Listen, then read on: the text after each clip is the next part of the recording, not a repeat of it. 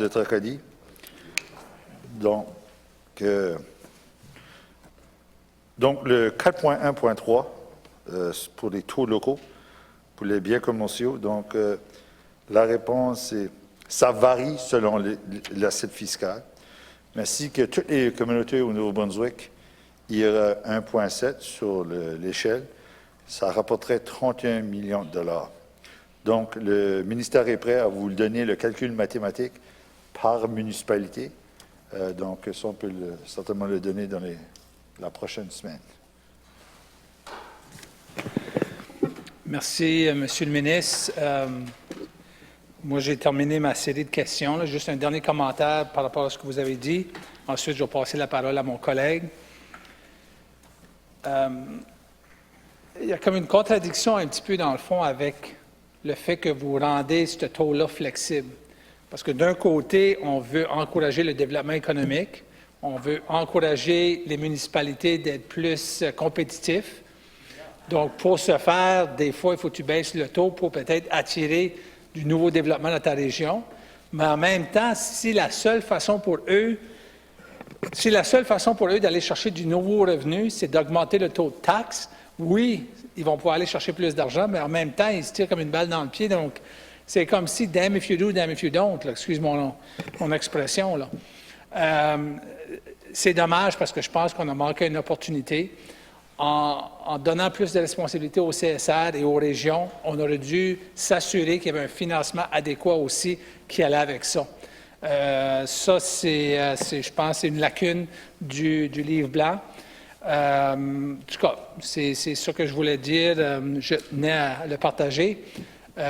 J'aimerais remercier l'équipe du ministère, dans le fond, pour avoir bien répondu aux questions. Merci, Monsieur le Président, et je vais passer la parole à mon collègue. Puis c'est sûr que nous autres, de notre côté, on va avoir d'autres questions, mais moi, j'ai terminé ma liste. Donc, merci beaucoup.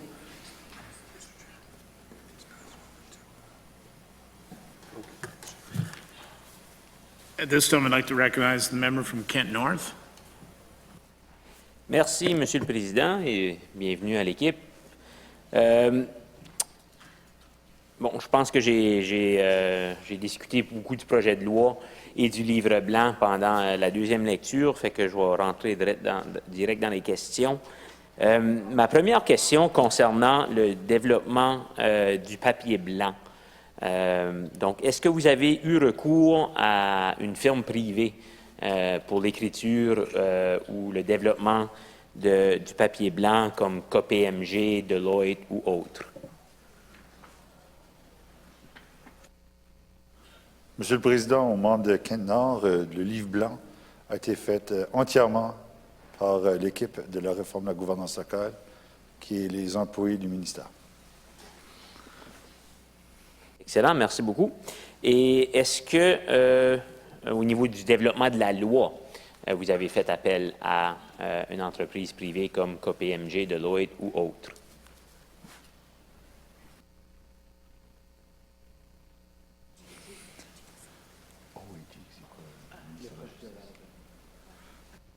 Monsieur le Président, au membre de Kent Nord, encore, c'est tout fait à l'interne par l'équipe de la réforme de la gouvernance locale.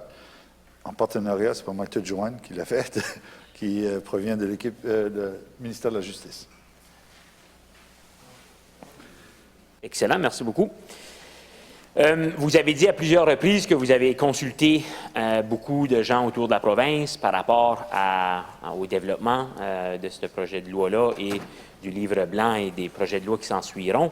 Donc, je voulais savoir, bon, vous avez certainement, vous l'avez déjà mentionné, vous avez consulté les différentes associations. On peut penser ici à la FMNB ou à UMNB. Vous avez consulté des villages, des villes, des cités, des DSL, des citoyens. Et donc, ma question, est-ce que vous avez consulté des entreprises privées lors du développement de cette loi ici ou du papier blanc? Monsieur le Président, aux membres de Kent Sud, de Kent Nord, donc, en effet, j'ai fait 51 000 km sur ma voiture pendant ces consultations. Donc, on a commencé par, comme on a dit, établir l'équipe de la réforme de la gouvernance locale. Dès mes premiers jours-là, j'ai consulté M. Finn pour aller le voir. Il avait fait un rapport en 2008.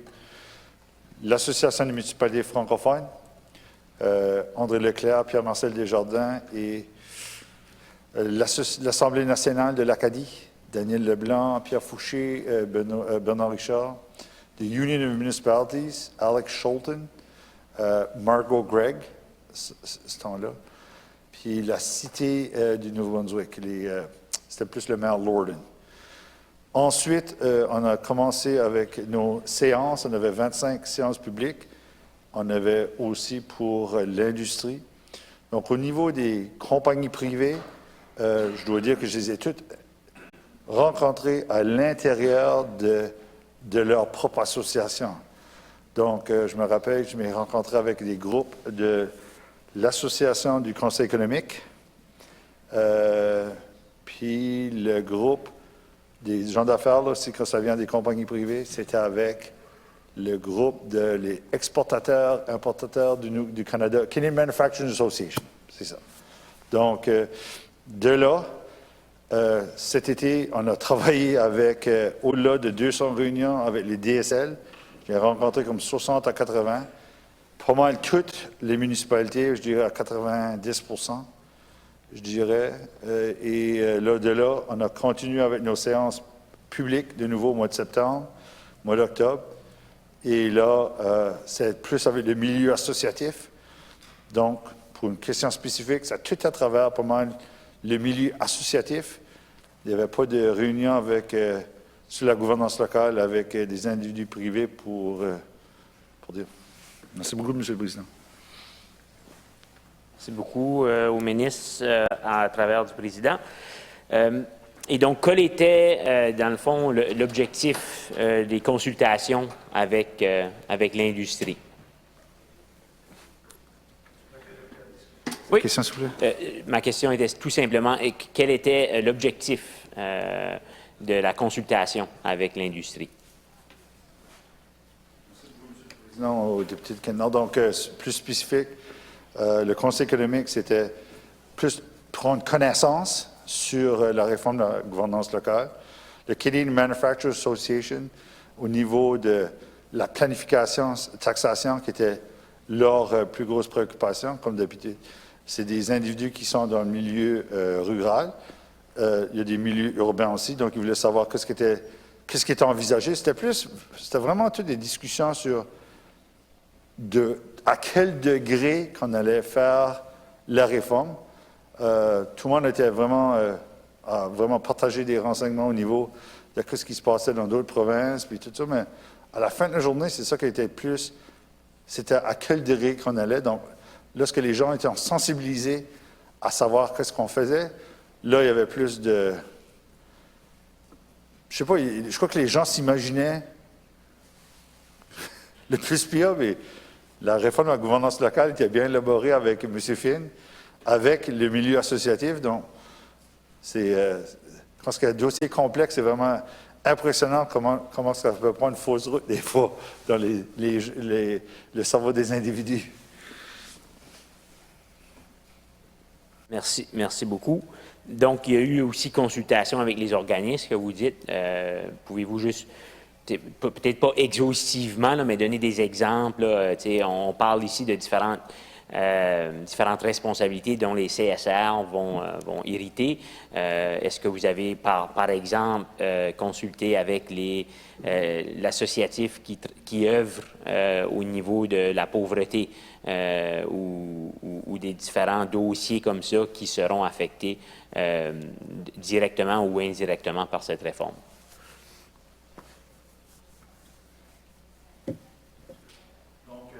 Monsieur le Président, au député de Kennan, en effet, le milieu associatif était bien sensibilisé sur le dossier. Ils sont connaissants du dossier. Au niveau lorsqu'on faisait les consultations, il y avait des sujets qui revenaient. Donc, tu viens juste de me faire rappeler pour le transport régional. Une fin de semaine, on est rendu dans le comté de la région de Charlotte, puis on s'est rendu dans la péninsule acadienne, la même semaine. Puis les deux régions, nord-sud, pas une proche de l'autre, puis je ne crois pas qu'ils savaient en parler, mais on parlait de transport régional. Puis c'est qui a plus travaillé le transport régional? C'est la Société d'inclusion ISIC. Donc, c'est eux qui avaient parlé, qui avaient vraiment fait beaucoup de travail sur le transport régional. Comme on le sait, le ministère de la Santé paye au-delà de 6, je crois que il y a une feuille budgétaire de presque 3, 4, 5 millions sur transporter des patients à l'hôpital. Donc, c'est là qu'on a vu l'idée, le transport régional, un gros effet sur le transport régional. On a certainement vu le dossier de Maritime Bus l'année passée. Mais je crois que c'est ça, à chaque fois qu'on rencontrait des gens, ça nous suscitait, ça donnait des discussions. Donc, on allait voir les gens-là. La toponymie, comme j'ai dit, l'Association nationale de l'Acadie, c'était beaucoup sur la toponymie. Donc, les groupes-là nous ont éclairé sur l'importance de la toponymie. Puis je crois qu'on accorde tellement une grande importance qu'on a nommé 2 individus qui vont des experts conseils à nous aider. Donc, à chaque fois qu'il y a quelque chose qui sortait de chaque réunion, on allait voir qu'on pouvait avoir une feuille de route d'une manière ou d'une autre sur un certain dossier. Merci beaucoup, M. le Président, Monsieur le ministre, à travers du Président. Ça va m'amener à ma prochaine catégorie de questions. Vous avez mentionné qu'il y a eu des consultations avec l'industrie, puis vous avez mentionné dans votre réponse que beaucoup de ces industries-là, au niveau de Canadian Manufacturing, tout ça, se trouvent dans des DSL ou en région rurale. Et donc, ma question, ma prochaine série de questions porte sur les districts ruraux. Est-ce que les consultations avec ces industries-là qui se trouvent dans les régions rurales ou dans les DSL ont eu une influence sur... parce que quand on regarde les cartes, les districts ruraux comportent beaucoup de ces endroits, disons, de ressources. Donc, est-ce qu'il y a eu une influence à ce niveau-là? Est-ce que vous diriez que ça a été demandé par l'industrie de ne pas faire partie d'entités municipales et d'être plus dans une zone avec un peu moins de gouvernance, si on peut mettre ça comme ça?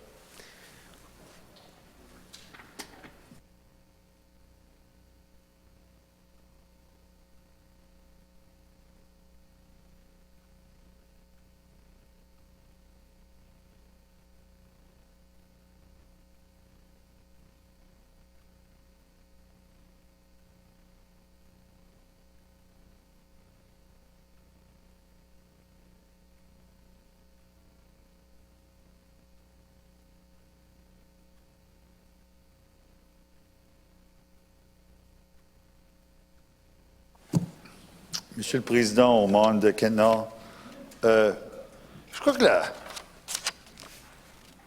c'est une bonne question. Puis, n'oubliez pas, l'esprit du livre blanc diffère avec Finn, surtout au niveau, lorsque Finn gardait le rural, banlieue, puis urbain, tout dans la même assiette. Puis toi, dans la discussion, les gens voulaient garder le rural. Puis c'est une importance, ça, pour les Nouveaux-Brunswickois. Est-ce que est-ce que nous avons été influencés par les compagnies privées ou les milieux associatifs qui représentaient? Non. Moi, je crois que tôt dans la conversation, les gens des DSL avaient quand même une fierté rurale. C'est à cause dans l'esprit du livre blanc qu'on a choisi, nous autres. Le rural, on l'a gardé rural, puis le urbain, puis le banlieue, on l'a mis ensemble. Donc, on peut certainement retrouver les ressources naturelles en milieu rural. Ça, c'est normal. Les usines, on les trouve un peu dans le rural ou dans le milieu urbain. Mais ça a été pour nous, qu'on ait su qu'il y avait quand même une délimitation, qu'il y a des gens qui vivent dans la ruralité. Puis ça démontre aussi que le 92% des gens-là qui vont vivre dans une entité municipale, c'est c'est 62 ou 63% du territoire. Donc, c'est 40% du territoire. Il y a quand même 60% du territoire qui vit par les 8% des gens de la population. Donc. Merci. Au niveau de l'utilisation des ressources, est-ce que les districts ruraux auront un mot à dire dans l'utilisation des ressources sur le territoire?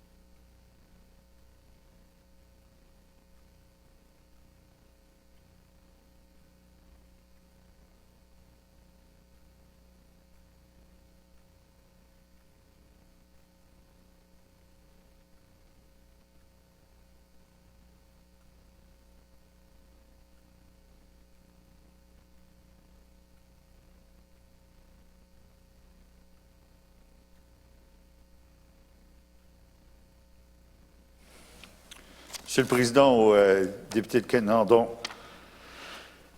cette réforme, c'est une réforme de première aussi. Donc, les districts ruraux, il y en aura 12, on aura à peu près, comment on dit en bon acadien, donc combien? À peu près 43 nouveaux élus, conseillers, des conseillers, on va élire des conseillers ruraux pour la première fois. Ils seront munis d'employés du ministère à les aider à cheminer. Ils vont faire partie de la CSR. Donc, les élus-là, en faisant partie de la CSR, vont faire partie ou vont élaborer dans chaque région, les élus-là, des plans d'aménagement pour la première fois, certainement. Puis par 2027, l'objectif, c'est que 100% du territoire sera aménagé. Puis comme on le sait, les ressources naturelles sur les terres privées sont certainement pris garde dans le plan d'aménagement qui sont élaborés par les CSR. Donc, pour nous, c'est une évolution, ça va être du nouveau pour certains élus.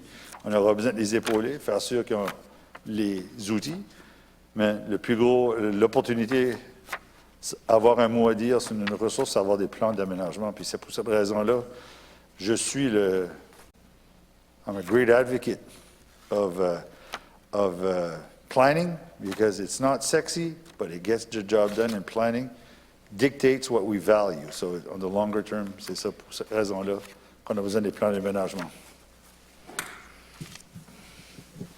Merci. Merci au ministre. Vous n'avez pas besoin de me convaincre sur la planification. J'ai mon bac en géographie et donc plusieurs cours en aménagement du territoire et puis vous n'avez pas besoin de me convaincre, ça c'est clair. Est-ce que les commissions de services régionaux auront la capacité de rentrer dans des ententes de nation à nation avec les Premières Nations à l'intérieur de ces territoires-là?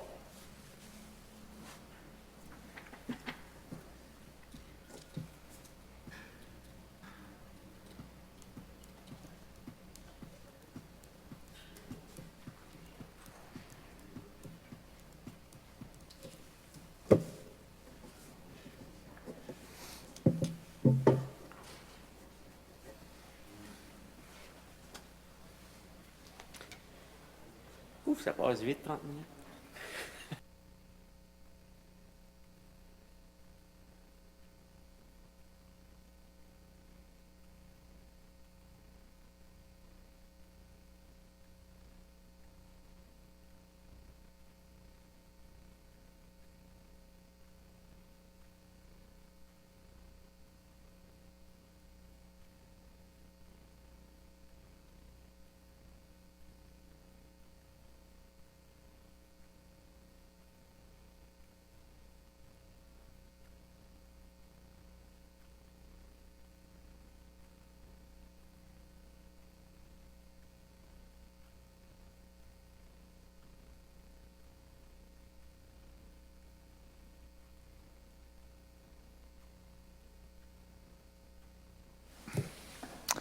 Monsieur le Président, aux membres de Kenor, donc, je veux juste clarifier que ce n'est pas de nation en nation.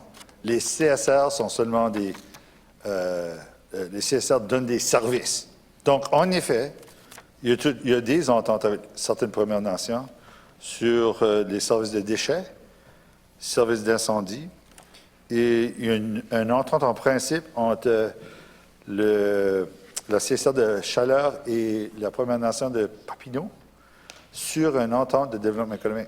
Donc, oui, il y a des ententes, mais il faut clarifier, c'est des ententes de services. Donc, je trouve que c'est beau de voir qu'on peut avoir quand même des discussions avec les Premières Nations, puis s'il y a des services qu'on peut certainement les donner, on est certainement ouvert à ça.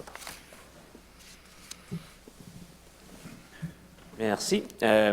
Donc, il ne peut pas avoir d'entente au niveau de l'aménagement du territoire, disons.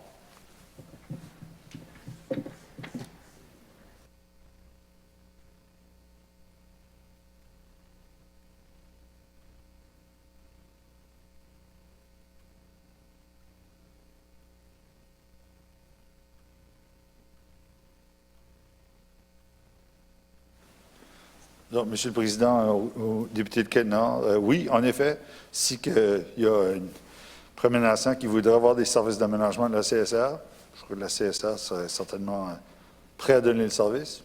Oui. Merci beaucoup. Je vais donner un exemple qui pourrait arriver. C'est hypothétique, mais on a des municipalités, disons, dans une commission de services régionaux. Il y a des municipalités. Ensuite, il y a la CSR, où ils se rencontrent et discutent.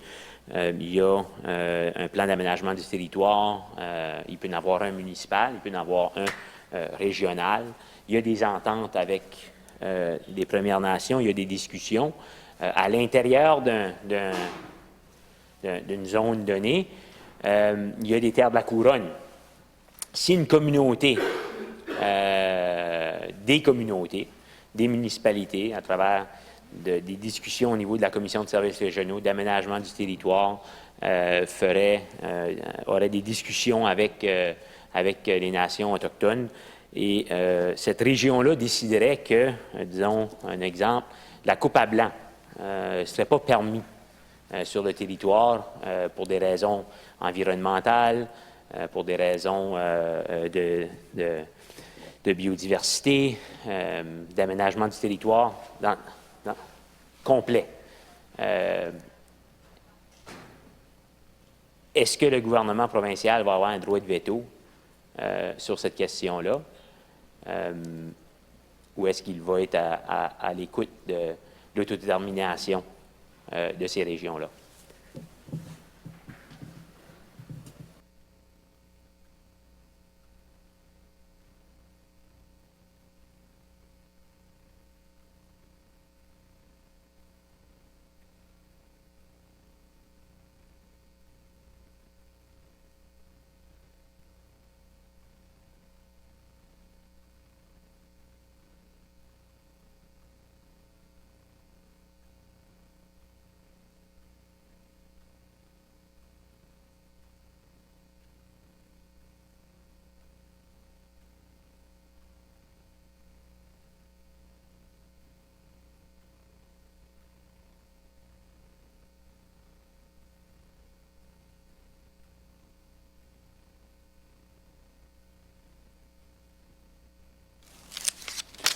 Monsieur le Président, au député de Kenor, comme on le sait, toutes les terres de la couronne, la gestion est faite par le ministère des Ressources naturelles. Donc, la question hypothétique devrait être dirigée au ministère de la Ressource naturelle. C'est vous. Merci. Ben, en fait, ça serait dirigé envers vous. Est-ce que, à travers de cette réforme ici, est-ce que les communautés vont avoir des capacités de prendre des décisions? Donc, c'est oui ou non. Là. Si c'est non, ça sera uniquement le ministère des Ressources naturelles qui aura encore ce droit-là. ou est-ce qu'à travers de cette réforme ici, il y aura une capacité de prendre des décisions locales pour les communautés face à leur développement? Parce qu'on parle ici, tu vois, d'aménagement du territoire, mais on parle aussi de développement économique. Quel genre de développement économique les régions veulent? Quelle sorte d'entente qu'ils veulent, de relations qu'ils veulent avoir avec les communautés des Premières Nations sur le territoire? Est-ce qu'ils vont avoir cette capacité-là? Ou est-ce qu'on a mis toutes ces terres de la couronne-là à l'intérieur de districts ruraux pour garder le pouvoir au niveau provincial et en fait s'assurer, dans le fond, que les communautés locales n'auront pas un mot à dire sur ces terres-là?